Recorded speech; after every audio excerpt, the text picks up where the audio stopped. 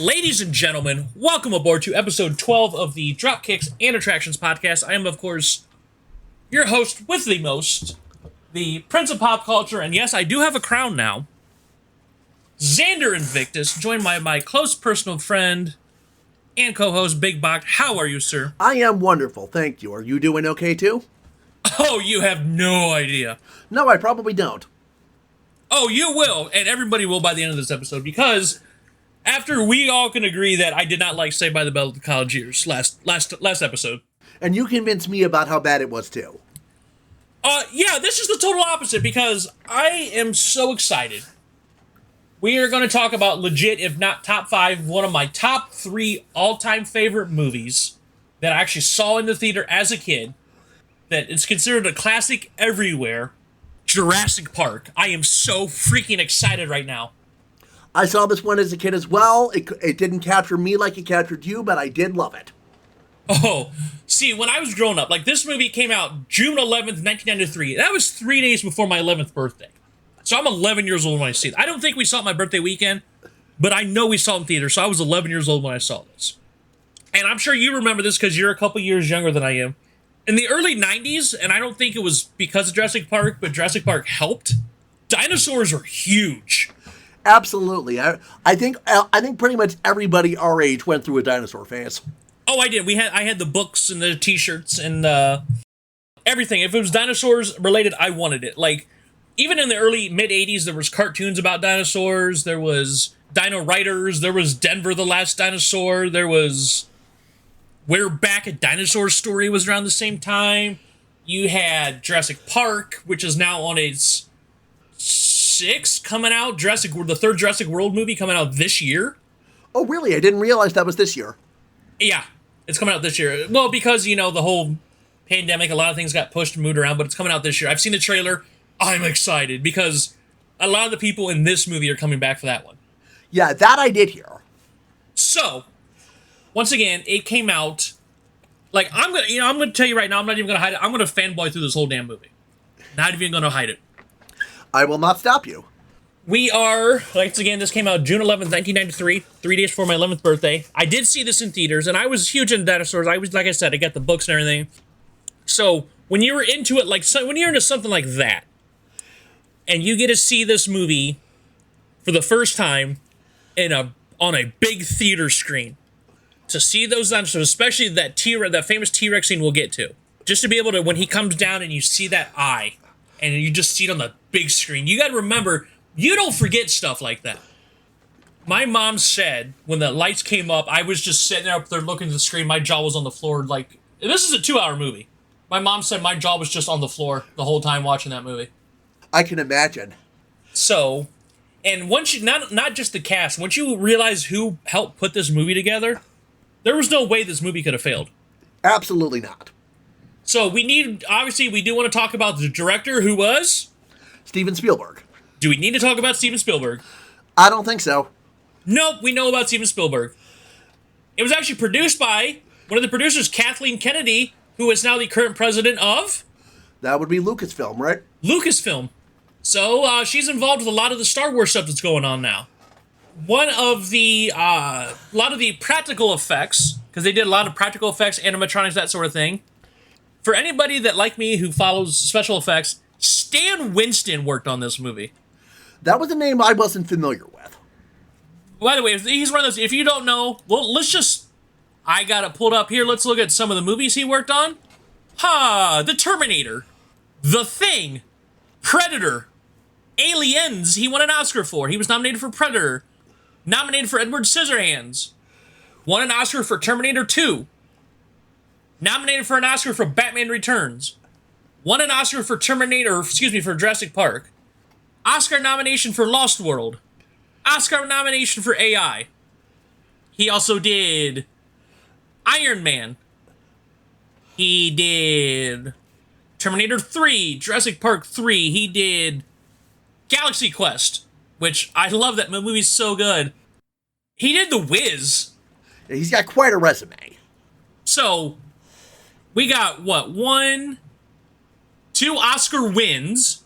3 Oscar wins. And then another 1, 2, 4 nominations on top. So he's nominated 7 times and won 4 Oscars for his work. Nice. My man knows how to do some practical effects. On top of that, do you remember Boct, who did a lot of the digital effects for this movie? That would be Industrial Light and Magic of Star Wars fame. And who's the man that basically invented Star Wars? Who did invent Star Wars and Industrial Light and Magic? George Lucas. So we got George Lucas, we got Kathleen Kennedy, we got Steven Spielberg, we got Stan Winston. On top of that, and I don't think this man gets enough credit for what he did, the screenplay and novel was written by Michael Crichton. And I did read this novel as a kid. I probably haven't read it in a good 20 years. Michael Crichton is one of those authors I've known about for a long time, but I've never been compelled to look into his work. A fun fact, he was 6 foot. He's no longer with us. He passed away in 2008. He was 6'9". Wow. Yeah.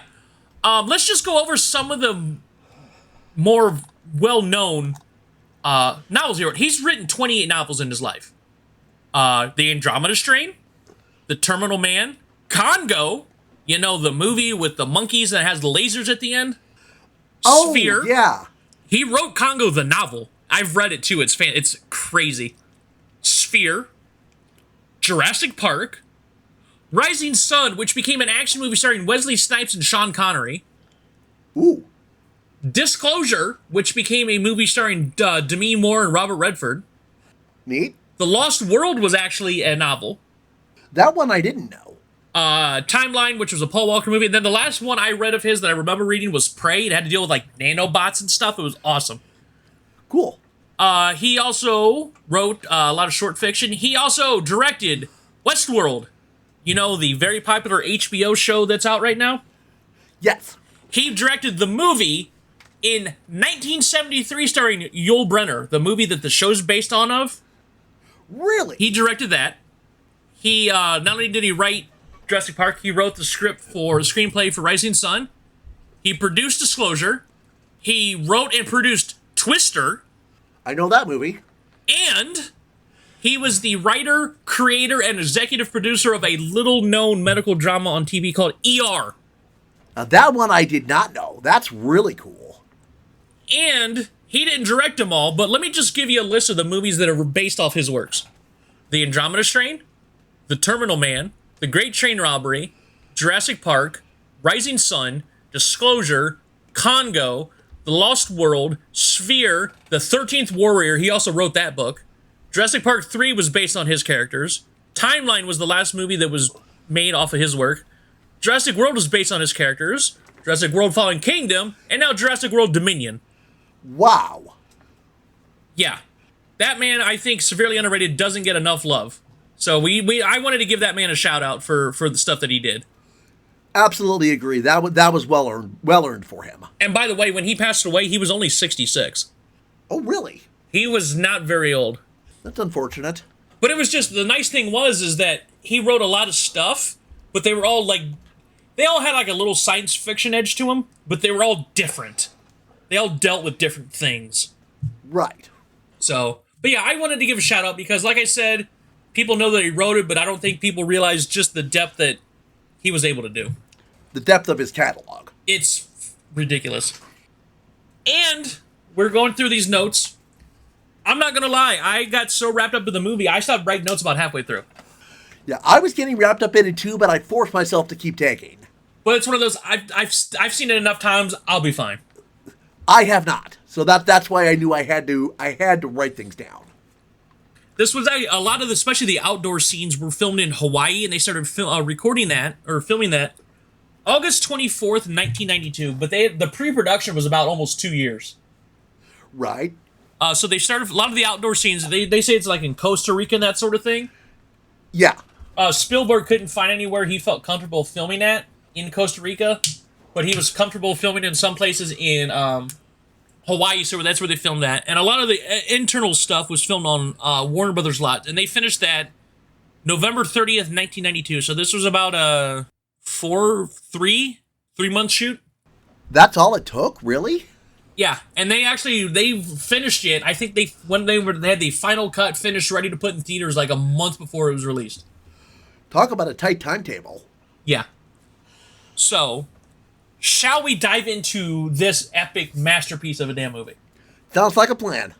So, we open up in Costa Rica. Very dark outside, a lot of rustling, and you see a lot of guys with Jurassic Park trademark hats, hard hats, and they look scared shitless. We're at the park itself on Isla Nublar, which is, I believe the title said 130 miles west of Costa Rica. Yes. So, and you're thinking, oh god, this is a dinosaur already. We're getting a dinosaur 2 seconds in. But what it is a large cage, almost like a crate that they're carrying. We find out is a velociraptor, which, by the way, I didn't realize till a couple years ago. A lot of the dinosaurs they use in this movie are misnamed and mislabeled. Like, a velociraptor does not look like the velociraptor that you see in the movies. Right. They use the name because the name velociraptor sounds cool, which it does. Yes. And then when we get into the Dilophosaurus, the one with the frills that spit in the face. Yes. The spitting part was actually invented for the movie. That never happened. That I did not know. Yeah. So, the whole acid spit thing never existed. That was just, it looked cool. Okay. So, and when we see that they're trying to load the raptor in the crate and transfer him into one of the pens, we see one of the game hunters, Muldoon, played by British actor Bob Peck, who I wasn't familiar with a lot of his work other than Jurassic Park, but he had done a miniseries in England called Edge of Darkness that's, from what I read, was considered it's a classic. It's considered one of the best miniseries that's done in England. I hadn't heard of that. I might look into it. I might too, and it was actually also remade into the movie Edge of Darkness starring Mel Gibson. Okay. So that's based. But he was known for this and won a lot of awards for it. It's considered very well received. But he's going to be our game hunter. I love Muldoon. He was a cool character. Yeah. The cinematography is playing very coy with the Velociraptor. We don't see it. You don't see it for, oh god, almost half the movie? Yeah, that sounds about right. I think don't you? I think you see do you see the T-Rex before the raptor? Yeah, because they don't see the raptors until after they try to restart the entire system. Yeah, so it's the cinematography and the tension that they use between the music and the cinematography. So good. Yeah, so the raptor in the box, as they're opening the box to let it into the pen, it bull charges the door, knocks the box away from the locking collar, and grabs someone. We still don't see it, but the person, he's dead meat. Yeah. Which, by the way, speaking of dead meat, one of my favorite channels on the internet, Dead Meat, the horror channel, their main show, Kill Count, where they do horror and horror adjacent movies, did this movie. Because I can see where this would be considered horror adjacent with the dinosaurs and the terror and everything. Absolutely. And we will actually get to what he likes to award the Golden Chainsaw for the best kill in the movie. I will point that out, what the Dead Meat Golden Chainsaw Award for best kill in this movie is later on. Alrighty. By the way, please search that channel out if you like horror movies. It's legit one of my favorite channels on YouTube. I'll toss a link to it in the description for YouTube. So one fantastic start to open this movie. This movie, you're talking about within 2 minutes we got this going on. We don't wait. So it fades out to the Dominican Republic in a amber mine. You get a man named Donald Gennaro, who is a lawyer who is representing the investors of Jurassic Park, who is played by a man named Martin Ferrero, who was known for this, and he also had a recurring role on the original Miami Vice as their informant, their confidential informant guy. Didn't know that. Neat. I didn't either, but I looked, and I'm excited because Miami Vice is on Peacock, so I think I know what I'm doing later. I gotcha. Because should not have been watching that show as a kid, considering how violent it was, and it was about sex trafficking and drugs and. A lot of people our age shouldn't have been watching what we watched as kids, but yeah. Oh no! This is basically you play Grand Theft Auto Vice City and you get it. Yeah. No, that's how my mom was too, because she was always like, you know what? If I tell you not to watch something, you're gonna watch something anyways. So I'm just gonna nip this shit in the bud. You just watch whatever you want, but if you watch something scary and you wake up screaming and crying, I'm gonna punish you for that. Okay. Yeah, I never did. But she was just like, yeah, just watch whatever you want. You're going to watch it anyways. Why am I going to stop you? Basically, the whole you do you, boo-boo thing, right? Basically, yeah. So my parents were also very like, I can't tell you not to do something and tell you something's bad when I'm doing it in front of you. Right. I'm going to tell you it's bad for you and you shouldn't do it, but I can't tell you not to do it if I'm sitting there telling you to do it. I'm just going to tell you the ramifications of doing it. Right. Anyways, we're at this amber mine because we find out not only are the investors worried that this is going to be safe for, lack of a better term, human consumption, the park. The family of the man that died at the beginning is suing for $20 million. And while he's talking to the gentleman running the amber mine that apparently John Hammond owns, they find a massive piece of amber with a mosquito in it. Mm-hmm. Which is how they get the DNA, which we'll explain here in a little bit. Yeah, the investors are wanting 2 experts to sign off on the park. They have in Ian Malcolm, but they specifically want Alan Grant. There's talk about Grant being in Montana on a dig. Which we fade into. And there we are. Montana. We see some archaeologists are uncovering a dinosaur skeleton of some sort. Doing general with the brushes and that sort of thing. Mm-hmm. And we see Alan Grant, who is an archaeologist played by Sam Neill. We know Sam Neill from all kinds of stuff. He I know him from The Omen Part 3. He was also in that famous Cry in the Darkness about the dingo ate my baby. He still does acting, but he also runs his own winery in New Zealand. That's his big thing now. Neat. And I was reading an article about his winery. It's actually called Two Paddocks, is the name of his winery. Cool. He was talking about how, I would like to have this been a thing to where it was super successful to where basically I didn't have to act anymore. This would have paid my bills. And he's like, no, it's not making the money I want to.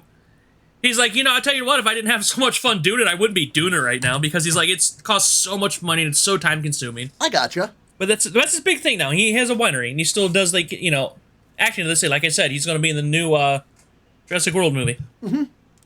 And we see a paleobotanist, which is her title, Ellie Sattler, played by Laura Dern, who we know from Star Wars. Yes. And all kinds of stuff. She's been acting for... She's got Golden Globe. She's got an Oscar. She's got, she's...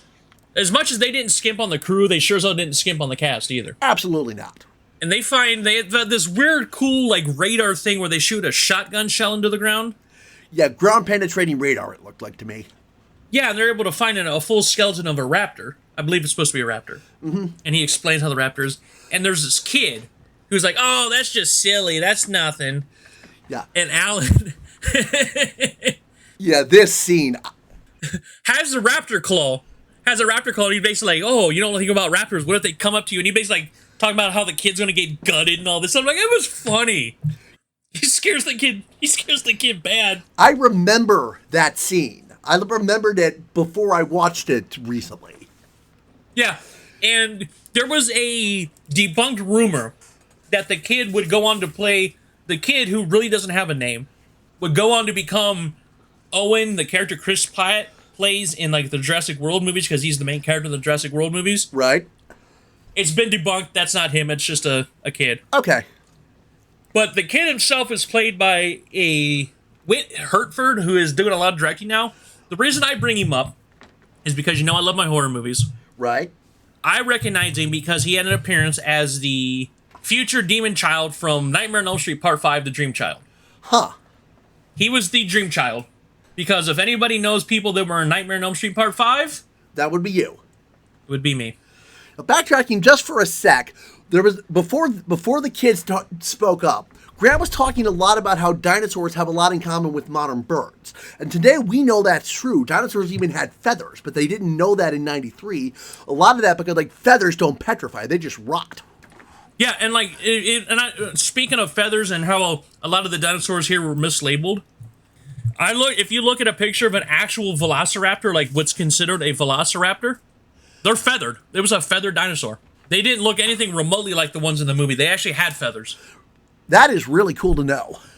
Yeah, I find this stuff fascinating.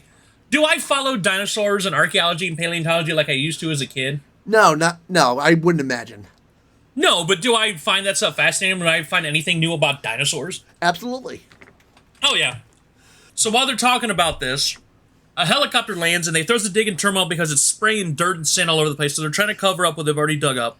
Mm-hmm. And obviously, Alan, he's a very no-nonsense, he's not really an asshole per se. Very direct. He's direct. He's blunt. Like, we'll see him soften up by the end of the movie, but I don't think he's a jerk. No, absolutely not. He's just matter of fact. Very much so. So, the helicopter's like, hey, there's somebody in your trailer. So he goes in the trailer, and we see John Hammond, played by Richard Attenborough. And if the name Attenborough sounds familiar, his brother is Sir David Attenborough, who was the narrator of, you remember? I don't. The BBC documentary, The Living Planet. Really? I didn't know that. Like, Living Planet, Life of Birds. Oh, cool. All those BBC nature documentaries that the Sir David Attenborough. I gotcha. That's the brother of Sir Richard Attenborough, who plays John Hammond in this movie. Cool. So like I said, they spared no expense on either side of the camera. And you'll note that Dr. Hammond says spared no expense quite a bit during this movie. Mm-hmm. Because he has to have been, even in 93, had to have been a billionaire. And so he's opening up a bottle of Moet, which is champagne. Mm-hmm. So he's like, what are you doing? Who's this jerk? Who's this guy? He goes, oh, hi, I'm the guy that's giving you $50,000 for your dig. Oh, hi, please, come on in. Yes. Have a seat. Okay, that's kind of funny. Who's you? I'm paying your dig. Oh, hi, please come in. Can I get you a chair?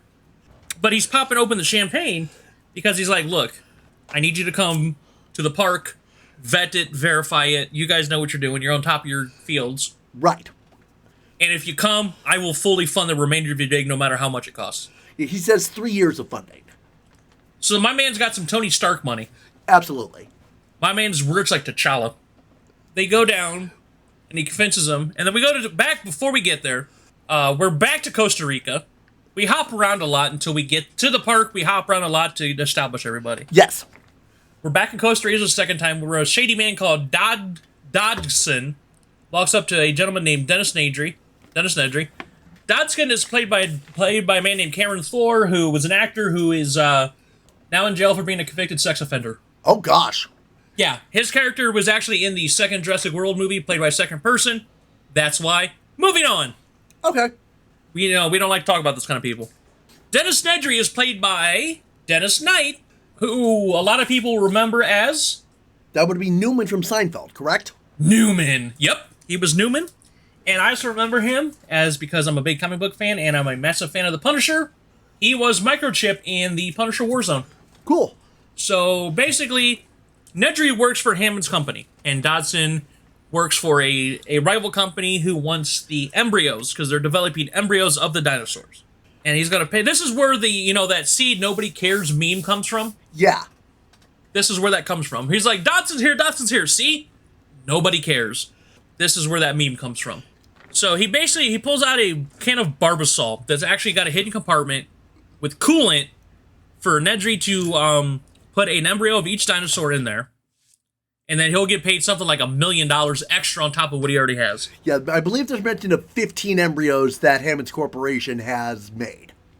Yeah, so he goes in there, grabs one of each. He gets paid for everyone he brings back. He gives him a big bag of money. He's like, look, you get us the embryos, we'll give you even more money depending. Right. We'll pay you per embryo. So we get a helicopter. On the helicopter ride to the island, we are introduced to the other main doctor of the trip. Dr. Ian Malcolm, played by...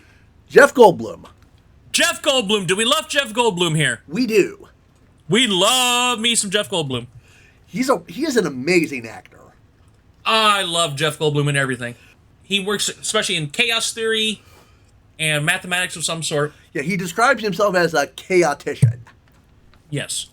And that first dude, when I watched this for the notes, I've seen it a bunch of times when they first reveal the island, when it shows, they get the green and it shows the whole island, gave me chills down my spine. Again, the cinematography is spectacular. And then, I don't know if you noticed this, we get a bit of foreshadowing because they're like, hey, we're lowering the helicopter, everybody buckle up. Dr. Grant doesn't have he has two ends of the same seatbelt. Yes, I saw that. That's foreshadowing. I think, now that you've mentioned it's foreshadowing, I think I see how. We'll explain to it when we get there, but I didn't realize it until after the fact. Yeah, that's foreshadowing. And then they show it, they have another scene where they show it, all the dinosaurs in the background. They got all the herds of dinosaurs. Once again, still holds up. Next year will be 30 years this movie's been out. Yeah, this movie is gorgeous. And then they get to that scene where they're driving the gas-powered Jeeps through, and they stop. And you get the Jurassic Park song. And then they turn and look, and you see the Brontosaurus, or Brachiosaurus, whatever they are. Brachiosaurus. Dude, I got teary-eyed. Yeah, movies don't generally affect me like that, but it was very emotional. Like, and it was just, like, and because that was not all CGI. That was some animatronics, too. Yeah, there was a good combination of CG and practical effects in this movie. Granted, it's 30 years old, so it's easier to pick out the CGI, but it's still not easy. Absolutely. Like, there's a lot of movies that come out now that wish they could have work done like this. Right. But that scene where they have the Brachiosaurus with the music and everything, and he does the welcome to Jurassic Park. Dude, like, that's one of the 2 times I'll get a little misty-eyed in this movie. Yeah. And that's one of them. Chills. Absolutely just like, because we didn't talk about this. The composer of this music, Boct? Who composed this damn music? John Williams of Star Wars fame. John Williams of Star Wars. While we're doing everybody else's pedigrees, should we look up John Williams? Sounds like fun. Okay, I got it right here. That's just that's his non-movie stuff. You're like, okay. Let's see here. Album. He did... I'm going... Goodbye, Mr. Chips. He did Fiddler on the Roof for the movie. Really? He did Towering Inferno, Jaws, Star Wars, Close Encounters of the Third Kind, Superman the movie, The Empire Strikes Back, Raiders of the Lost Ark, E.T., Return of the Jedi, Indiana Jones and the Temple of Doom, The Witches of Eastwick, Indiana Jones and the Last Crusade, Home Alone, Hook, JFK, Home Alone 2, Jurassic Park, Schindler's List, The Lost World, Amistad, Saving Private Ryan, Star Wars Episode 1, The Patriot with Mel Gibson, AI, Harry Potter and the Sorcerer's Stone. That was him? That was John Williams. I had no idea. Star Wars Episode 2, Minority Report, was actually a good movie. Catch Me If You Can, Harry Potter and the Prisoner of Azkaban, The Terminal, another fantastic movie. Star Wars Episode 3, Indiana Jones and the Kingdom of the Crystal Skull, Lincoln, Star Wars The Force Awakens, Star Wars The Last Jedi, Star Wars The Rise of Skywalker. Need I go on? No, you really don't need to, but oh my gosh. And that was only I didn't tell you everything he did. I had no idea he was that prolific. And then he did movies. He did, what else we got here? He did collaborations with people. That's not even the collaborations he did. Wow. I'm talking his earliest collaboration on record I have here is 1956. Is John Williams still with us? Let me double check. As far as I know, yeah. And he did albums for other people. He did compilation albums. He did he did Airplane. Really? He did a song on Airplane. Because Jaws. The Jaws theme was an Airplane. Oh, right. He did concert stuff. Like, he did stuff like he did the Olympic themes for a lot of places. Oh, my. Like the 84 LA Olympics. Good Yeah, he did that. He's won 5 Academy Awards for Best Original Score. He's won 1 for Best Scoring for Adaptation and Original Song. 4 Golden Globes. 7 British Academy of Film Awards, the BAFTAs. And 23 Grammy Awards. Oh, my God. Not including his gold and platinum records. Right. And, as of today, he is still with us. How old is he now? 90 years old. Oh, my. So when I said both sides of the screen, this movie is stacked. You were not kidding. Nope. Anyways, Jeeps take him to the visitor center where they have a presentation. Basically just showing you, hey, this is how we make the dinosaurs. Here's the thing. The presentation is goofy. But I liked it. It was good. It was hokey. It reminded me like a Schoolhouse Rock type Disney Channel type thing. If I was there as like a patron of the amusement park, even as a kid or adult, I would have loved that. I was like, this is kind of cool. Yeah. And then it spins him around. Oh, by the way, the Mr. DNA was voiced by a man named Greg Burson, who did a lot of Hanna-Barbera and Cartoon Network voices. He's no longer with us as well. Mm-hmm. But he did a lot of... The majority of his voice work that I noticed was like Hanna-Barbera, Cartoon Network type stuff. Gotcha. So he explains that basically what they're doing is they extract the blood from... In layman's terms, they extract the blood from the mosquitoes trapped in amber, and then the geneticists they have, they're splicing frog DNA, which will come into play. That is a pivotal part. Yes, it is. To plug in the holes of the genetic code. And then the theater kind of twists and turns, and you actually show it to an actual, like, genetics lab. They just pass through, and Grant's like, hey, can we see with the... And I want to do the... Hammond's like, well, we come back to that later, and... Grant, Sattler, and Malcolm are like, "No, we're good." They just all lift up the bars, the bars, because it's like kind of like a roller coaster bars. Yeah, and they just all walk in there, and you find out that working in the lab is a Dr. Henry Wu, right? Who is played by Petey Wong, who was actually in this movie and the 3 Jurassic World movies. Yeah, he looked familiar. Now you've said his name. He was in Special Victims Unit, wasn't he? Yeah, he was George Huang, the FBI doctor. His name was George Huang in SVU. Okay. That doctor, that FBI like psychologist or whatever. Yeah, that's why he looked familiar. I've seen a few episodes of SVU, but I haven't sat down and watched it like you have. I've literally seen every episode except the most recent season. Like, well over 400 episodes. Right. Thank you, Hulu. However, guys, let's play our new favorite game that we've played damn near every episode of this show. Is it 6 Degrees of Kevin Bacon? I believe you said we're now doing 6 Degrees of Oz, correct? Yes, because we are talking about the HBO show Oz again. We've talked about it damn near every episode for one reason or another. Somebody is connected to Oz somehow, including SVU, because SVU has a lot of people from there too. Right. Anyways, Petey Wong was on Oz. He was on every season as one of the main characters. Really? He played the priest. There was a priest they had that was did a lot of stuff in the show.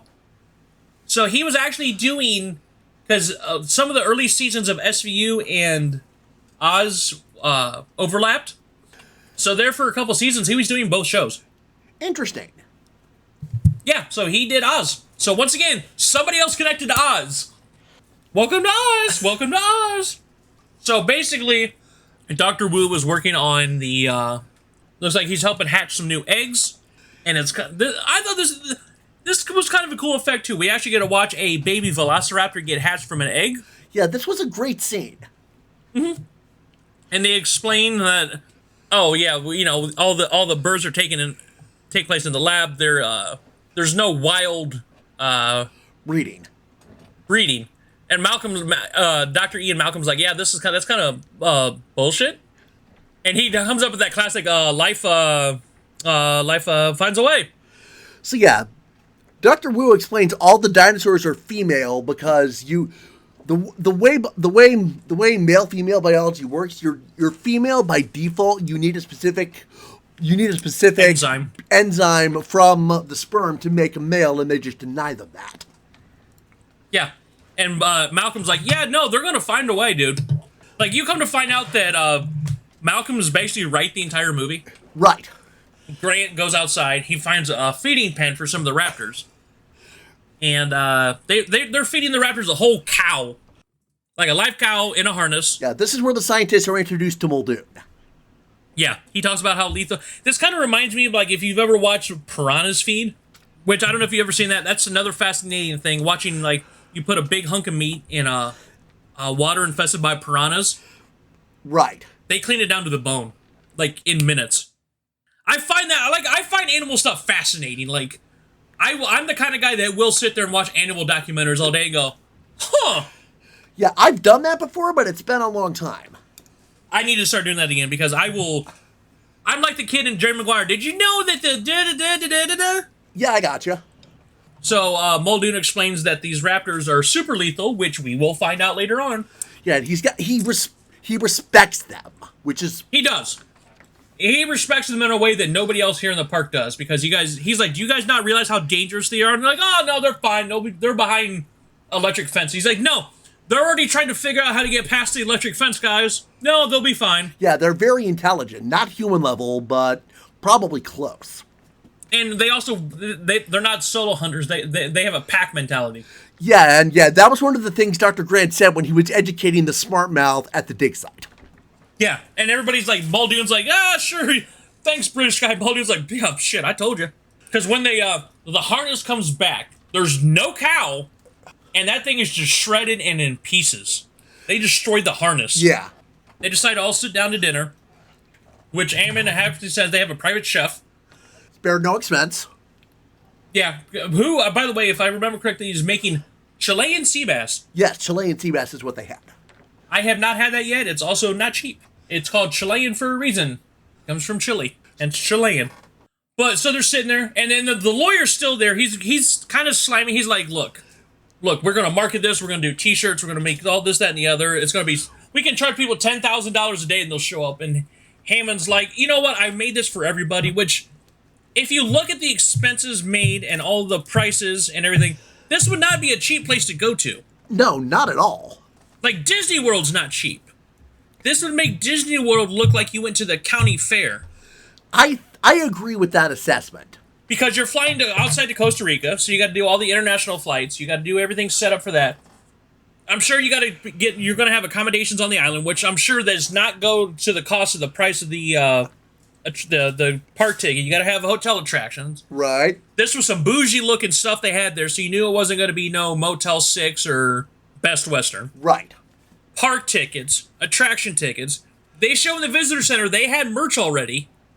Actually, some of those shirts look dope as hell. I would have worn some of those shirts now. Oh, yeah. But, like, shirts and lunchboxes and books and, like, you're talking thousands and thousands and thousands. This was not something that we're going to save up for and go.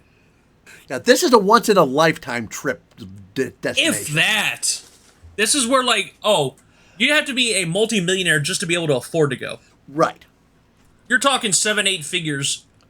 But Hammond doesn't realize this. He kind of reminds me, not in a bad way. He kind of reminds me of those stories you hear about where rich people that don't understand what expenses are, don't understand, like, they're like, oh yeah, I didn't, how much does it cost a gallon of milk? I don't know, $20. Yeah, like when Bill Gates guessed that a box of pizza rolls was $20. Yeah, because they don't understand, because they have so much money, they can buy anything and it doesn't affect them, so they don't pay attention to cost. Right. Hammond does this, but in a way that doesn't make him look aloof. He's like, look, I'm trying to do something. I want to share it with the world. In his own mind, he's a philanthropist. Yeah, in which it seems like he is, because you see later on, he has a discussion with Ellie about how his first project was a flea circus. Yeah, I remember that scene. Yeah, this goes on much later in the movie. We talk about how my first thing I ever did was a flea circus, where it's like, he's aloof with price, but he wants to do it in a way that he wants to have something that whole family's going to, not just specific people. Right. But everybody to join. But it's like, Jurassic Park is not going to be a cheap thing. So, not only do they have that discussion, which is weird because I kind of agree with the lawyer on this. He's like, you can't make this for everybody. There's also, and this is also a theme throughout the movie, Malcolm and Grant and everybody, again, also, Hammond's on the outside of this, have a ethics discussion where the whole basis is like, just because you could doesn't mean you should. Yeah, that's exactly what Dr. Malcolm says. And that's what the whole, like, here's the thing. Once again, Hammond has all the good intentions in the world. And we all know what they say about the road to hell. Is paved with? Good intentions. Good intentions. Once again, I can't hate on Hammond for wanting to do this, but he just needs to understand there's monetary and severe ethical dilemmas with what he's trying to do. As so many movies have said, you're toying with powerful forces here. Yeah, it's just like, because they're always going to ask you, okay, well, this is not going to work. What are you going to do? I don't know. And he's honestly surprised that no one agrees with him. Yeah, he's even more shocked that the lawyer is on his side, too. He's like, yeah, the only one on my side is the sleazy lawyer. But, speaking of which, you have somebody come in. The last two main characters of the movie show up. Well, no, not last two, because We got one of my favorite people coming in here in a little bit. Mm-hmm. Who shows up, but Hammond's grandchildren, Tim and Lex. Tim, played by a gentleman named Joseph Mazzello, who is still acting to this day, who was actually as recent as The Social Network and Bohemian Rhapsody. Oh, really? Who we were talking about how young I was when I first saw this movie. He's a year younger than I am. Wow. So I was this kid's age when I first saw this for the first time. And I was almost that excited about dinosaurs. Right. So that was basically me. When I was 10 years old, 11 years old, that was me with dinosaurs. Like, I remember our local zoo. Because, most zoos will have some sort of yearly or seasonal exhibit. Yeah. They had a dinosaur. The one time I ever got to go to the zoo, this zoo specifically, they had a dinosaur exhibit where you could come in and they had these animatronic dinosaurs that were supposed to be life-size and all this stuff. And I didn't care about the polar bears and the tigers. I wanted to go see the dinosaurs. Oh, yeah, I can imagine.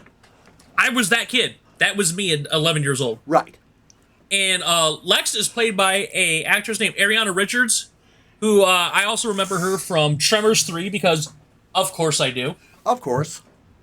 She's actually really no longer acting right now. She's actually very involved and is a regarded painter. She got into art, she paints, and from what I've seen, she's actually very good at it, and she's won awards and contests, and that's what she's happy with doing now, is painting. She's got a family, she paints. Neat. Fantastic. Yeah, oh yeah. So they walk outside, and they have self-driving electric cars to take them on tour. They're on tracks and everything. Yeah. Spoiler alert, I hate to ruin the mystique there, Boct. Those weren't electric cars. I kind of didn't think so. Those were actually still driven by people. Oh. But they weren't in the front seat. Oh, okay. Remote control, probably.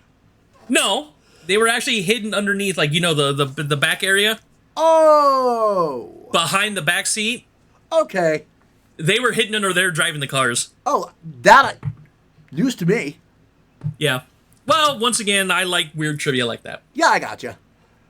They start taking the tour, and I love the moment where Tim is like a huge fan of Grant. He's asking him like 100 questions a minute.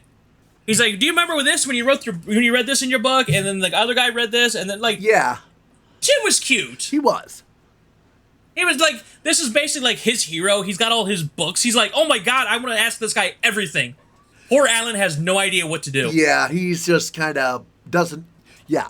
He's not being an asshole with the kid, but he's like, I don't, just stay over there. And if you watch Ellie's look, Ellie is eating this up.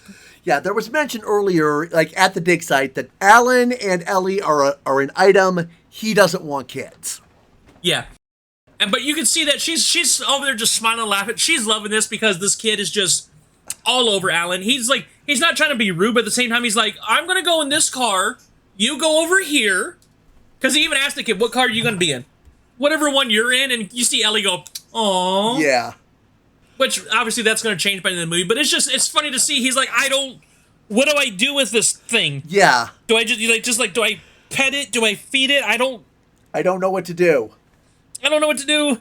It's like the whole Ricky Bobby thing. I don't know what to do with my hands. But it was endearing. I liked it. It was kind of funny. Endearing is a good word. Muldoon and Heyman walk into the command center. They're getting ready to start the tour. But there's also a tropical storm approaching. They had mentioned one had passed Alan before, but this one is not going to. Right.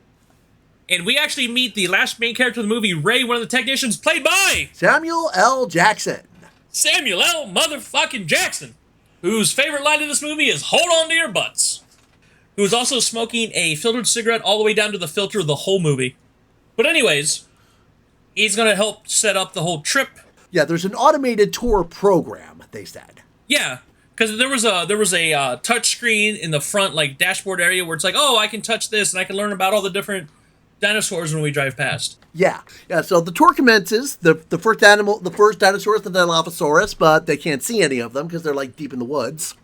Yeah, and the kids are kind of like, everybody's all meh, but the kids are all super meh because, hey, we came to see Grandpa and see dinosaurs. Yeah. And we always spoke about this before. They talk about the venom spinning of the Dilophosaurus made specifically for the movie. Right. Did not do that in real life. And then we also see Nedry, who is basically he's there on contract. He's basically their computer guy, their techie guy. Yeah, and he's pissy about being underappreciated. Yeah, whose desk, by the way, does not look much different than my desk now. My desk is pretty nasty. So yeah, he's talking about all the code he had to write. There's a finite amount of memory, and that was especially true in those days. In those days, you'd be lucky to have probably 32 megabytes of RAM. Nowadays, that's not even the smallest flash drive you can buy. Yeah, Hammond's like, yeah, I'm sorry about your money, son, but yo, that's your problem, not mine. Don't spend all your money. Because his desk is covered with candy wrappers and pop bottles, and not different from mine that's covered with pop cans and video games and magic cards. Yeah. Anyways, the cars arrive at the T-Rex paddock. Obviously, the kids, everybody. Would you want to see a T-Rex? Oh, yes. Yeah. T-Rex isn't going to come out, but Ray, hey, I'm going to try this. Brings a goat up. So, hey, maybe if we go, give him food, the T-Rex will come out and nosh on the food. We'll see it. Yay! Yeah, not so much. T-Rex does not bite. No. And then, literally. And so while they're driving, taking the tour, you see Malcolm is flirting with Ellie the whole time. Like, he's flirting, and I think he's flirting with that fine line. I don't think he's full creepy yet. He's on that fine line. You know what I'm saying? Yeah, he doesn't know at this point that she's taken. No, but at the same time, he's flirting, but he's not. I don't think he's crossed that fine line where it's the creepy flirting. I agree. I don't think he crosses the line. He's on the line. He tiptoes right up to it, but he never crosses it. No. So he explains, how the butterfly effect works, which, by the way, awesome movie that I would like to cover eventually. Mm-hmm. Oh, it's a great movie. But he's talking about how chaos theory works and, this, that, and the other. Alan looks out into one of the empty fields and he sees one of the gas-powered Jeeps. So he just opens the door of the electric Jeep and just leaves. And Muldoon's like, look, I told you to put locks on those damn cars. Yeah. So because he sees the Jeep in the middle of nowhere and he wonders what the hell's going on, so he goes out there. Everybody follows. And come to find out, this was a really cool scene because this was animatronic. Ellie comes up and it looks like maybe some sort of zookeeper or doctor of some sort. That they find a sick Triceratops. And this was awesome because this was a animatronic dinosaur. Yeah, this was amazing. Granted, I never got to see my favorite dinosaur in this movie. Which is? Stegosaurus. Okay. I loved Stegosaurus. Well, I like Triceratops too, but I wanted to see a Stegosaurus. Which, win some, you lose some. Yeah. But, and you come to find out, because Ellie mentions throughout the movie that, hey, because she's a paleobotanist, she knows plants and, how the plants interact with animals. That's what she does. That's what she knows. Right. She talks about how, hey, some of these plants are toxic, and they shouldn't be around the animals, because they talk about this during the whole ethical thing. It's like, hey, this is a different location, different century. They may not know what the hell's going on. Right. And what had happened is we come to find out that this dinosaur who has a massive pile of dino poop, and Ellie thinks that they may have eaten something toxic, so she just puts on a long-ass glove and she just goes elbow deep in the poop. Yeah, somehow I never realized she was wearing gloves. Oh, I'm glad she was, but she just goes, I need to figure out what's going on. Right.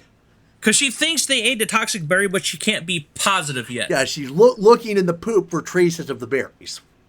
Yeah. So while this is going on, you start hearing the rumbling of the tropical storm coming. They're trying to evacuate the island because this is not an island that people live on. Right. So we're trying to evacuate everybody off the island. And Ellie says, hey, he's got to know because the doctor, zookeeper, who I think he was a doctor. Yeah, he's got a gas-powered Jeep. Yeah, but I think he was like a doctor or some sort. I think he was a doctor or zookeeper. I would say a veterinarian. Thank you, veterinarian. But he's like, yeah, I have a gas-powered Jeep. I'll take her back. Because it's like, all right, we need to get back. We'll do the tour tomorrow. Right. So everybody else hops into the Jeeps and they head back. But while this is going on, Nedry, he's like, oh, does anybody need snacks? I need to go get snacks because I'm hungry. And you do the thing with the thing. You know how when you catch people in a lie and it's like, hey, how are you? Oh, I'm doing great. No, they give you so much more extra information. They over-explain. Yeah.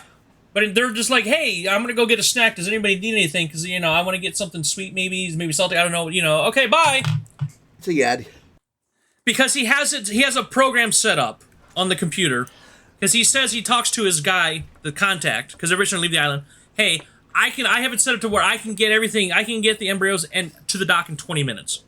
Right. Because he has it set up. And he's like, he hits the program that shuts down everything. including the electric fences and all the gates and everything. So honestly, a good part of this is Nedry's fault. Yes. So, but he's able to actually get the embryos in the fake shaving cream can, which also dispenses shaving cream to get past customs. Right. But they show that. And he gets into one of the Jeeps, and right now it's pouring rain.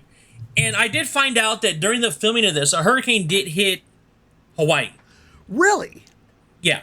And some of these scenes with the rain and everything were filmed during the hurricane. That's some dedication. Really made it look realistic. So a lot of the rain scenes, some of the rain scenes, I don't know which ones or how often or which were cut, but some of this was actually filmed during the rain. Nedry gets in the Jeep. He gets one of the gas-powered Jeeps, and he gets turned around, like his glasses are all fogged up, he can't see stuff, and he crashes the Jeep. The kids are sitting in the car. Where does the electric cars stop? Yeah, they stall right outside the T-Rex paddock. Yeah, and then the kids are sitting there, all of a sudden you hear and Tim, was it Tim? Yeah, Tim. Tim looks in the water and you start seeing ripples. Yeah. Honestly, movie magic, what that was just somebody like out of frame with a guitar string. They're just hitting the really causing the ripples. Cool. And now we get as many iconic scenes are in this movie. We come to probably the most iconic scene of this movie, the part where the T-Rex escapes. The first appearance of the T-Rex, I believe. Yeah, it was. And it was just absolutely... Like, can you imagine again, 1993, 11-year-old me sitting there and all you see is the eyeball. Yeah, but it's looking in the Jeep. They look. The goat's gone. Like, where's the goat? And you just see this bloody severed goat leg come and hit the top of the Jeep that the kids are in. Yeah. And scares the shit out of them. Which, rightfully so. Because the lawyer, Gennaro, and the kids are in the front Jeep. Malcolm and... Grant, thank you, are in the rear Jeep. And they're watching this. And all of a sudden, you just see the T-Rex just come in close. You see the eye. You see it sniffing. And according to Grant, he's telling the kids, he's basically like, hey, he's hoping they don't move because the T-Rex works on sight. Yeah, he can still smell you even if you're not moving, though. Yeah, but the whole sight thing. They want everybody. This is supposed to be a tense scene. By the way, no music. There's no background music. There wasn't. Yeah, if you watch this again, no background music the whole time, which makes it even more tense. I didn't realize. No music, no nothing. Just the sound of the rain, the sound of the T-Rex. Lexi pulls out a flashlight. Grant's like, turn it off, turn it off, turn it off. And it's just because the kids, he surrounded the Jeep with the kids in it. Gennaro was like, fuck this, I'm out. He books it. Yeah, there's a bathroom right there that he goes and hides in. Like a little porta-john almost. Yeah. And so there's that scene where, the kids are trapped, the T-Rex is surrounding it, the Jeep, and he comes down and he bashes the top of the plastic glass where the kids are in, and he's pinned them. Yeah, trying to get to him, but his mouth is too big. Yeah, and there's been for years and years and years, there was a rumor that wasn't supposed to happen. The plastic glass wasn't supposed to break off like that, and so when the kids screamed, they were screaming for real. Right. Not true. The kids were just acting that well. Yeah, so the scene happened as it was supposed to.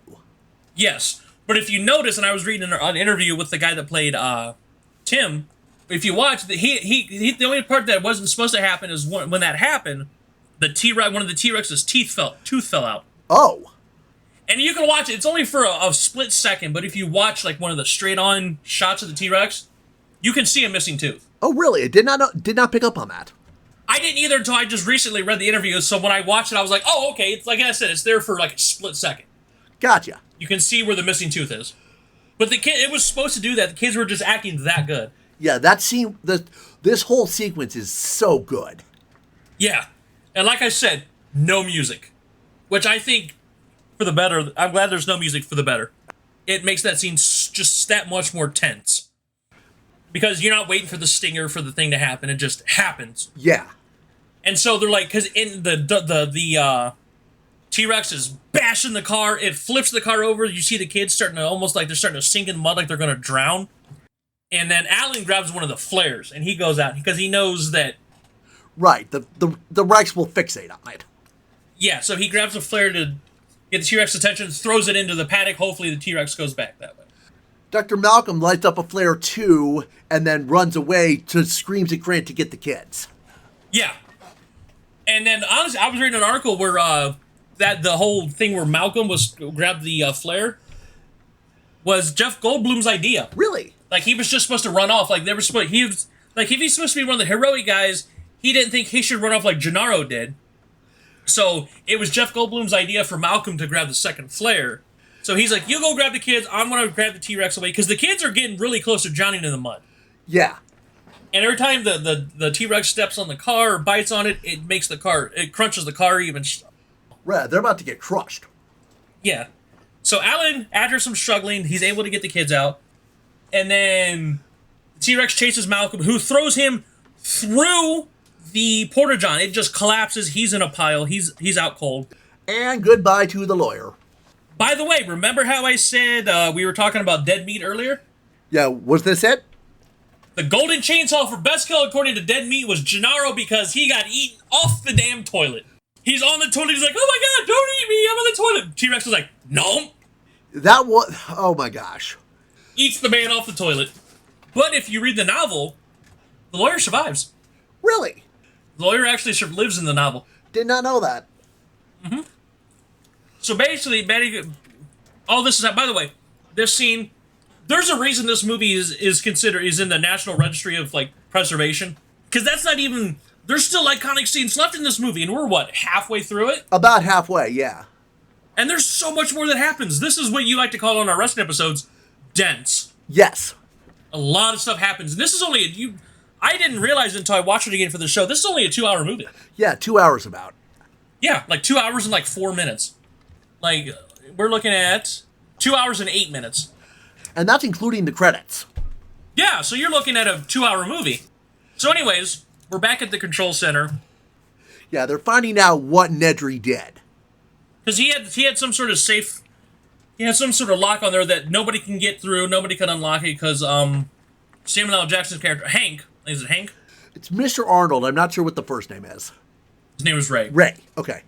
Was trying to get on Nedry's computer. He's got all these safeguards and locks on it. He can't get into it. So basically, they can't get back into the system, turn everything on until they get through Nedry's bullshit. Right. While this is going on, so he grabs... So, I almost forgot to mention, on top of this, Grant gets the kids, but basically, they get thrown over the side of the paddock. Yeah, so they're stuck in the Tyrannosaur paddock now. With the car above them. Dr. Grant is holding on to the fence wires with Lex. Tim is still stuck in the car. After that, they go to the control center. Hammond is like, take one of the gas jeeps and go get my grandkids. So Muldoon and Ellie go out into the rain to go get the kids. Yeah. So we go back to Nedry, who's full on just trying to get out of there now. He's like, screw it, I'm trying to get out of here. His car's stuck. And so he slips down a hill and he's trying to get a winch. He's trying to winch his car to a trunk, pull it through, because he finds where he needs to go. Right. And he loses his glasses and he starts patting around like he's Velma and Scooby-Doo. And he comes up to a Dilophosaurus. And they look kind of cute. They're like, ooh.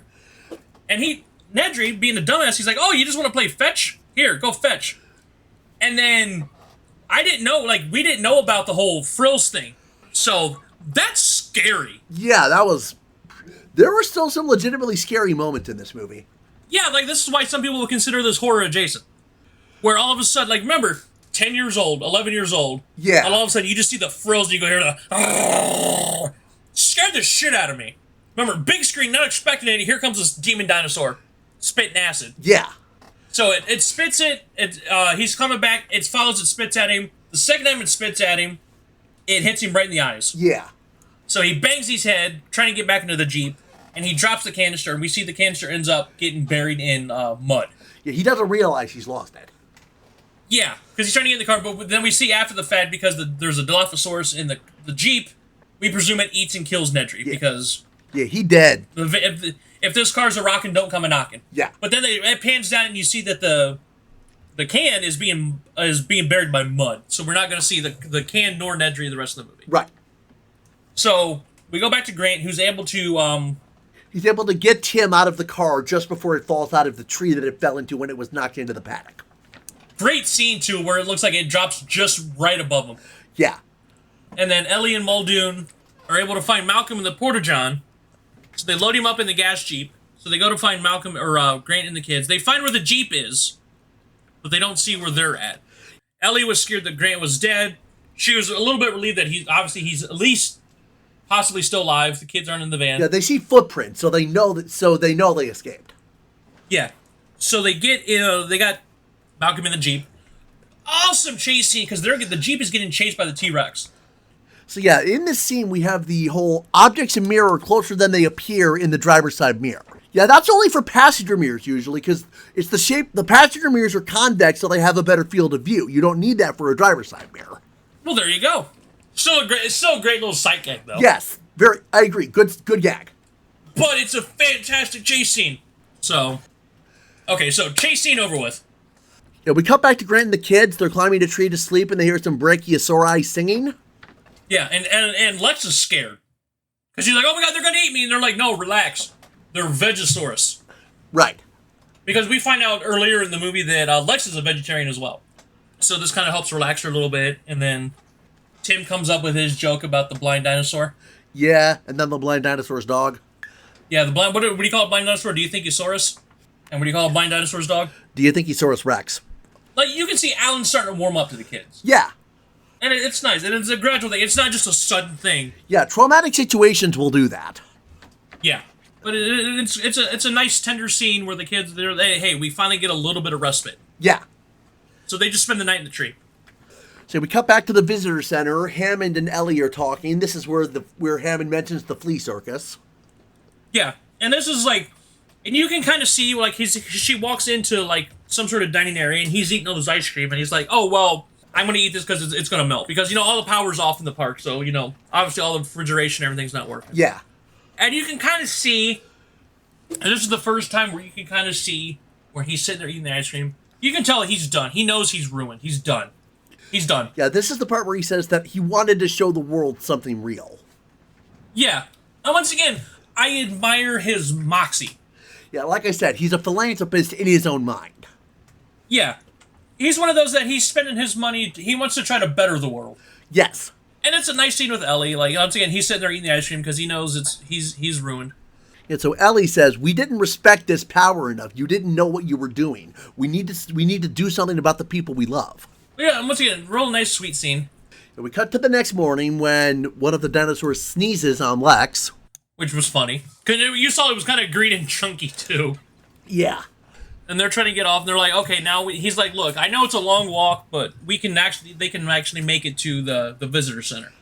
And Alan finds some dinosaur eggshells. Oh, dear. And this is when we realize the dinosaurs are hatching outside of the lab. Yeah, so this is where the frog DNA comes in. There's mention by Dr. Grant that there are some West African frogs that can change their gender. So apparently that was what the scientists used to patch the DNA, and Malcolm was right. Life found a way. Yep, and then this is where we talk the foreshadowing when we go on the helicopter. Grant is you having to tie in his seatbelt. Oh, yeah, I get it now, because he had two female ends. Exactly. So that was like, oh, female dinosaurs. Tie. Look, we found a way. Yes. That was foreshadowing to the whole spoiler alert. So they're down, and they start working their way back, and they get caught in the middle of a stampede. Yeah, Tim identifies them as Gallimimus. I don't know if that's the correct breed. I'm not sure either, but they're able to get behind a trunk. The stampede goes over them, but they stop and watch because the T-Rex comes by and eats one of them. Yeah, Grant is captivated for a bit, but yeah, they've got to go. Yeah, I was like, nope, time to go. So we see that they come back and they're working on trying to get all the power set up. But he doesn't want to do this because he doesn't know what's going to happen. Yes. But they convince him to do it because it'll shut down Nedry's stuff. They can boot everything back up. Right. So they shut everything down. The master breaker system is across the compound in another building. He's like, look, I'll go do it. I'll go flip him back on. Yeah, 3 minutes. That's all I need. So, and then we see this, and this is where how well the tension is done. The Lex, Tim, and Alan come up to an electric fence. And we've established that these things are 10,000 volts. Right. So they start climbing it, and while this is happening, Ellie's like, wait a minute, he's not back yet. It's been too long. He's not back yet. So she goes to go turn on the power. Yeah, Muldoon goes with her. Yeah, and so he goes, Hammond finds the blueprints and like, look, I'll walk you through it. I should be able to know how to read these. So she goes do it, and you see this tension, because she can't find Ray anywhere. Yeah, before she gets to the maintenance shed, Ellie and Muldoon pass the Raptor enclosure and they've broken out. The shutdown cut their fence power too. Yeah, and we're well over halfway into this movie. We haven't seen the Raptors yet. No, they're building them very well. Yeah, the tension and build for the tension is fantastic. Yeah, Muldoon realizes that the Raptors are out there, and she tells Ellie to run for the shed. Yeah, so she gets in there. He's got one of them badass combat shotguns. Looks like a Spot 12, I think. That's what I was thinking, too. Or something very similar. So she gets in there. She can't find Ray. Working her way through. Hammond's walking her through this stuff. And you see this, and you're like, don't turn on the power. You're thinking, don't turn on the power. Don't turn on the power, because everybody's on the electric fence. Yeah, we start alternating scenes between Grant and the kids and Ellie turning things back on. And she starts turning things back on. And, of course, just because this is how everything works, the one to the fence is the very last switch. Yeah, the perimeter fence is the last one. Because, of course it is. So Grant and Lex get down, and Tim's scared. I think he's scared of heights or something like that. Something like that. So they're like, come on, I'll catch you. Let's go. Come on, because it's electric fence. And while this is going, hey, I don't want to do it, I don't want to do it. Button press, button press, button press, button press. And just when you think Tim's going to be okay, she hits the last button. The electric fence pops on, and it hits Tim with electricity, and he goes flying. Yeah, that was scary. Alan can't catch him. He catches them, they fall on the ground, but unfortunately, Tim's not breathing. So he's got to do CPR. And while he's doing the CPR, she hears she's trying to go, all the lights come on, and she backs up, and she feels a hand. She goes, "Oh, Mr. Arnold, so glad to see you." And she turns, and all it is just Ray's arm, his hand in his arm. Yeah, there's another Raptor in the bunker, in the shed with her that she's been running from before the arm falls on her. And she realizes that's all it's there. And in doing the research, I found out that Samuel L. Jackson was supposed to have this big, brutal scene where he's eaten up by the Raptors, but the set got destroyed. Oh! So he was actually supposed to have a death scene as well. I didn't know that. That's another anecdote. Thank you. And then this is where you finally see the Raptors for the first time, and they're scarier than shit. Yeah, Grant drops the kids off at the visitor center, finds Ellie, and we cut to the kids eating, and then the Raptors show up. So they know what to do now. But yeah, she's able to escape. Before that, Muldoon's in the brush, and he talks about how they hunt pats, and he falls for it because he sees the brush, and he looks to his side, and the Raptor comes out. And this is where I get the clever girl quote from. Yes. Because he looks and he goes, clever girl. And as he turns to go point the shotgun at him, it leaps at him and they eat him to death. Yeah, he's gone. Muldoon went out like a boss, though. He did. I loved Muldoon. Like I said, he respected his adversary. Yeah, Muldoon was one of my favorite characters. So anyways, everybody's back. We finally get Ellie back. Everybody's back. Yes. We need to figure out how to get everybody off of the island because we're trying to get a hold of everybody because the phones are working and everything. So the kids are sitting there, and they're eating, and they're having a good time, and all of a sudden they start hearing the noise. And we get to one of the last, but not yet last, iconic scenes of this movie. Yeah, the Raptors in the kitchen. The kids, they get into the thing. The Raptors start chasing the kids. They get into the kitchen. They close the door. And there's this scene where everybody else is in the control room. They're trying to figure out how to escape, and Nellie's like, well, I think they'll be fine because as long as Raptors don't learn how to open doors. And what happens? The Raptor opens the door into the kitchen. And there's two of them. Because when they find out there's 3 Raptors out there. Yeah, one of them was it. Yeah, there was the one in the maintenance shed with Ellie, the one that got Ray, and then the other 2 that are now stalking Lex and Tim. Yeah, so we know there's 3 Raptors out there, and this scene is just fantastic. It just shows you how good actors these kids were. Yeah, they sold this so well. between Tim and Lex, they're actually able to stop one of the raptors because with all the power off, the freezer, everything in the walk-in freezer starts to melt, so there's slippery, slushy stuff on the floor. Yeah. So Tim comes in, he slides across the floor, the raptor slides in after him, he scrambles in, Tim gets out, and they actually are able to lock the raptor in the freezer. They lock it in, yeah. So everybody meets up, and so they come into the control room. The kids are in the control room with them, and he goes to lock the. Alan goes to close the door, but a raptor stops him, and he can't lock the door because the door's electrically controlled. Right, yeah, so Lex sits down. Lex knows the operating system that the... Because she's a hacker. She specifically wants to be known as a hacker. She actually says the word hacker. Yeah, so she knows what to do. She just has to find the right command. Because Alan and Ellie are trying to barricade the door to keep the raptor from coming in. Ellie's trying to grab the shotgun that's on the floor. Tim's like, just come on. And apparently, their file system was like a fucking video game. Yeah, like 90s movies did that a lot. Yeah, remember, everything's in files. You know, I gotta find the right file, clackety, clackety, clackety. Or like, oh, I'm gonna take over the city because I have everything on this floppy. Yes. It's early 90s computer culture. It's hokey, but it was cool because it zooms in, it flies through. She goes, I find the right file. And at the right moment, she clackety, clackety, clackies. Power comes back on. All the locks come in. You know, the phones are up. The power's on. They're able to lock the door to keep the raptor out. So you think they're safe. You would think so, but no. So he calls Ham and he goes, hey, get the coppers ready. We're getting the hell out of here. They end up having to crawl through the air ducts. They're trying to escape from the control room outside. The raptor sees this, and they start chasing them. And they come through.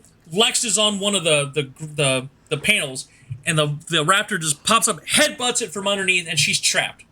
So yeah, she's dangling now. She's dangling, and they actually were able to do this. That was actually a stunt woman hanging by, and they just digitally added Ariana Richards' face on top of it when she looks up. That was very convincing. Yeah, they just digitized her face over the stunt woman. Cool. So the stuff that they were able to do in '93 is mind-blowing. Absolutely. So they come through, they get through, and all of a sudden they're hanging, because they're in the main atrium, I guess you would call it, of the visitor center. Right. They're hanging. They're all off on hanging different parts of this skeleton of some sort. I don't know if it was a T-Rex or whatever it was. It was a large dinosaur skeleton. They're hanging on, and it starts flying off piece by piece. Each person's on a different part. Right. And they start gradually falling to the floor bit by bit. Tim almost gets crushed, but he doesn't because apparently it was the ribcage, so he's fine. Right. But they're all on the floor. They all start to leave. And this part, I get excited and just every time because it's one of those parts in your favorite movie when you know something awesome's getting ready to come up. Yeah. And you start getting the feeling in your throat. You know, you get the little, you get the adrenaline tears. Yeah, yeah. Because you know something's about to come up because you've seen this movie and you're starting to get excited. Yeah. I get excited. And remember, imagine being 11 years old and not knowing this part's coming up. Oh, yeah. How amazing. I don't remember if I did anything, but I could imagine myself going, yeah! Because they're all in the visitor center. They're surrounded by the raptors. You're like, oh, shit, what the hell's going to happen? All of a sudden, ba-da-da-da-da-da, and here comes the fucking T-Rex out of nowhere.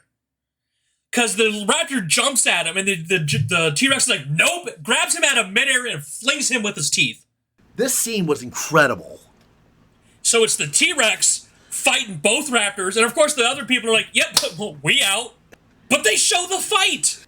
The T-Rex takes out both raptors, and you can see the scars on the raptor, or excuse me, on the T-Rex. Yeah. Because come to find out, you and I talked about this off channel. This is the same T-Rex that fought the Indominus Rex at the end of Jurassic World. Right. In canon, the same character. Yeah, we talked about that. I haven't seen the Jurassic World movies yet. I need to. Oh, they're great.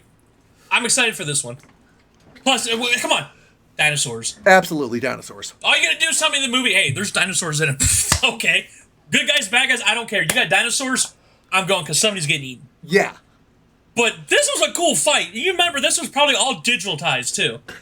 But the T-Rex destroys both raptors, and there's this cool scene where he's doing the... a banner comes down across the T-Rex and it goes, "When dinosaurs ruled the earth." Yeah, that was a nice little touch to end that scene. And so Jeep pulls up, the gas Jeep pulls up with Malcolm, who's been injured the whole movie, and Hammond. Yeah, he got injured. It's when he got thrown through the porta-john. Right. But he goes through, he goes to Hammond, he goes, "Sir, after careful consideration, I decided not to back your venture." And Hammond goes, "Yeah, me too, we out." And so everybody escapes. Everybody else that's there escapes and gets on the helicopters and fly out. And then the Jurassic Park theme that everybody knows, because we're at the end of the movie. The movie's over. Yeah. The kids are falling asleep against Alan. Ellie looks at it and she's smiling. I'm starting to get a little choked up right now talking about this, because the movie ends beautifully. And he kind of gets the smirk where he's like, "These kids grew on me. Ellie's loving this." And the main Jurassic Park theme, the do do do do, because he looks out and he sees the birds, because he was talking about how dinosaurs evolved into birds, which we know is true. Right. So you see, I think they looked like they were pelicans, possibly, or something like that. But you just see it, and the music hits. There's this gorgeous shot, fade to black. And I'm not kidding. When I sat here and when I was taking the notes for this, I sat there and listened to. I sat through the entire credits just to listen to that theme song. I get why. Great song, great freaking movie. So, I think we've already established this in the near hour and a half. For me, 5 out of 5, A+, 10 stars, 10 out of 10, 5 stars, 2 thumbs up. However you want to grade this.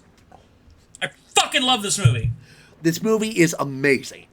Holds up 30 years. Everything about this movie, from the acting to the cinematography to the effects to everything, the tension, holds up. It'll be 30 years next year. Absolutely. It holds up. Every single piece holds up. Like I said, this movie is in my top 5, if not top 3, of all time, and Boct knows how many movies I've seen in my life. Yeah, you are very much a movie guy. Yeah. I would probably put this top 3. Legitimately, and I'm not even joking. This is probably one of the handful. There's a handful of movies you've seen 5 times. There's probably a bunch of movies you've seen 5 times, right? Yeah. I bet if you told me I've seen this movie at least 10 to 15 times, I would not be surprised. Right. And it gets better. It's just as good. And it hits me in the right spots at the exact same time every time. Every time I see the Brachiosaurus scene the first time, where they see him for the first time, at the very beginning, yeah, I get choked up. When the T-Rex comes out at the end, I'm like, "Yeah, beat your ass!" When they do the very end where they're playing the theme and everybody's escaping the airplane, I get choked up every time. For a movie to do that to you every time for 30 years, absolutely, it just shows you the kind of impact it had on me as a person. Right. To the point. I went to go see Jurassic. This is a part where, like, this is my all-time favorite going to the theater moment. And I've gone to most of the Marvel movies. I've seen so many different awesome, amazing movies. I got to see Gladiator in the theater. I saw The Raid, which is one of my all-time favorite action movies, in the theater. I love the theater. But my all-time favorite moment is I went to go see Jurassic World probably about a month after it came to theaters. Because, once again, Chris Pratt I'm a fan of. Dinosaurs, Vincent D'Onofrio. I mean, right. Please don't twist my arm. I sat towards the back of the theater, and I saw a family come in. It was like, some adults and a couple kids, and I saw a kid just off shadow. Like, I'm not watching the kid. He looked like about 8 to 10 years old. About the same age as when I saw Jurassic Park for the first time in theaters. So I'm assuming this is the first time this kid has seen Jurassic World in theaters. Right. So just to see the way the kid jumped and threw his arms up and got excited and moved around and jumped around when all the cool dinosaur stuff happened really hit me in the chest, because that was me like 25 years prior. Right, right. So as much as this movie affects me, I hope that movie of Jurassic World affects that kid that much, because that was me when I was 10 years old. I gotcha. So to me, that moment in Jurassic World is my all-time favorite movie moment, going to the theater. Because I hope the kid, You hope it sparks something for him. Yeah, like it did for me. Because I was like, the kid was getting excited, like, especially when you got the dinosaur fights at the end, and Blue, and oh my god, it's so good. Okay, folks, we do this with the ratings for TV shows, and we do this with a budget. Big Boct is a very analytical numbers guy. I'm not. So we like to play, how much did this make? So, this movie came out in 1993, and by the way, we do not adjust this for inflation, because according to inflation, Gone with the Wind is still the highest grossing movie of all time. It made over $3 billion adjust for inflation. Okay. These are non-inflation totals. This movie came out in 1993. It was the highest grossing movie of the year. You can see the legacy that it's given: multiple video games, animated series, comic books, toys, 6 movies in the franchise. It's in the Library of Congress as in, the National Film Registry. Like, so you understand the impact this movie has had. Yes. I forgot to give you the budget, which surprisingly, $63 million. Sounds modest for that time. Yeah, which I'm sure adjusted for inflation it's more, but you got to consider, for all they did for $63 million. Yeah, that's what I meant. Okay, so we give you 3 guesses, sir. And like I said, this was the highest grossing movie of 1993. Okay. Guess 1. 300 million. Higher, guess 2. 450. Higher, guess 3.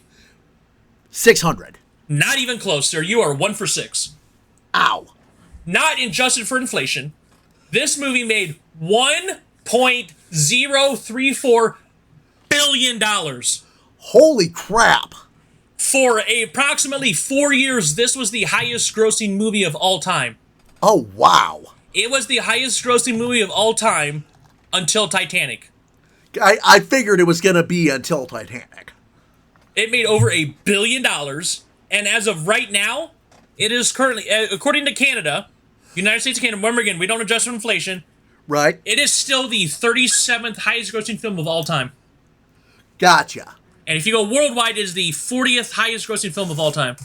Okay. Actually, the funny thing is, if you look at the highest grossing films of all time, most of them have been within the last 15 years. Considering how much of a spectacle the Marvel Cinematic Universe has been, I'm not surprised by that. Most of them are actually Marvel and Fast and the Furious movies, honestly. Gotcha. Honestly, the top 50, 2 of the Despicable Me movies are on there, too. Really? Those are fun. I haven't watched them yet. I think I watched part of the first one. I watched the third one with my family about a year ago. Well, you also have younger members in your family, too. Yeah, my nephew. Yeah. So, once again, I need to go off this high. I just talked about one of my all-time favorite movies for about an hour and a half. And you know what? I'm happy. So, next week is our Dropkicks episode. We are going over a pay-per-view, so a lot of work on that one. We are doing Super Brawl 3 from 1993, so that's going to be exciting. You've talked about that one, and I'm looking forward to it. Yeah. That's going to be fun because none of those matches, only one of those matches is under 10 minutes, and the last 2 matches are over 20, so. Right. And then, because I don't know how to schedule properly, we're doing our 3rd TV show in 4 episodes on episode 14. And this was a show that you wanted to talk about. Yes. We are doing season 1 of Star Trek Deep Space Nine. Yeah, Deep Space Nine is the Star Trek that I'm least familiar with outside of the new stuff. So this is going to be a new thing for me. Same, like I watched original and Next Generation as a kid. Like, I'm not the biggest sci-fi guy. Between you and I, you're the bigger sci-fi person. Much so. So you're more sci-fi. I would say I'm more into the high fantasy stuff. Yeah, I'll agree with that. Yeah, like, the Dungeons and Dragons, Lord of the Rings, Game of Thrones. I dig that more than you do, and you dig sci-fi more than I do. Right. So, that's going to be exciting. So, you can find us on Twitter at capital D and capital A Podcast 1. We are on YouTube every Friday, and every Saturday you can find us on podcast sites. We are on Spotify, Stitcher, and now, very exciting, we are now on Apple Music. So if you listen to us on Apple, you can now subscribe to us there. And leave us all the thumbs ups and ratings and subscriptions, because, the more you do, the more people see us, the higher we'll come on these weird phantom algorithms. Yeah. So, you also can find me on social medias. I'm on Twitter, Instagram, TikTok, Hover, Twitch, at Xander Invictus. And I'm on most of the same socials at Big Boct. Thank you, everybody, for coming to episode 12 of Dropkicks and Attractions Podcast, and we will see you next week. Take care.